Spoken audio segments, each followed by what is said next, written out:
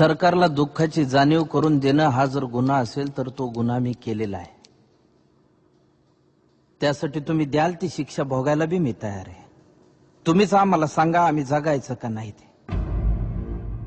सरकार शेपूट हलवून हलवून मैस दमती पण पाठीवरचा कावळा उडत नाही. तसा आत्महत्येचा विचार आमची पाठ सोडित नाही. कोरड्या बळावानी कपाळ असणाऱ्या बायका, बिनबापाची लेकरं असल्यासारखी माळावर फिरणारी जनावर, हे सारं गावाला नजर लागली म्हणून नाही झालं सरकार. गावाकडं कुणाचीच नजर गेली नाही म्हणून झालं. शिकलो नसतो तर किती सुखात राहिलो असतो. अन्यायाची जाणीवच झाली नसती. देवाचा कोप झाला असं समजून बसलो असतो अंधारात तुमच्या लाल दिव्याला हात जोडीत. गोचिडासारखे चिटकून बसले सातबाऱ्याला सावकार आणि बुजगावण्यासारखं उभं आहे सरकार. आभाळ वाटतंय सावत्र आईवानी. दुष्काळाचं कुरूप ठणकत चाललंय आणि शेतकऱ्यांसाठी कोंडवाडे बांधायचं ठरवून सरकार शांत झोपी गेलंय. देश महासत्ता होण्याची स्वप्न बघण्यासाठी.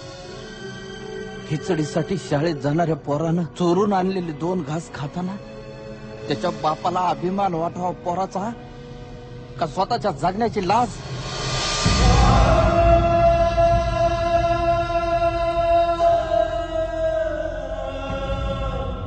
अजून अंत पाहू नका सरकार. शेताचा मसनवाटा झालेला आहे. ज्या दिवशी शेतमालाला भाव मिळत नाही म्हणून उभं पीक जाळतो आम्ही, त्या दिवशी तुमच्या नावानं सुतकच पाळतो आम्ही.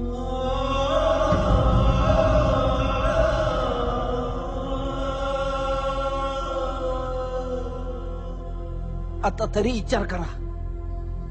नाहीतर 1 किलो गव्हासाठी तुम्ही 1 दिवस देश गहाण ठेवलेला असत. त्या दिवशी ध्यान देऊन बघा, माझ्या पिंडाला कावळा शिवलेला असत.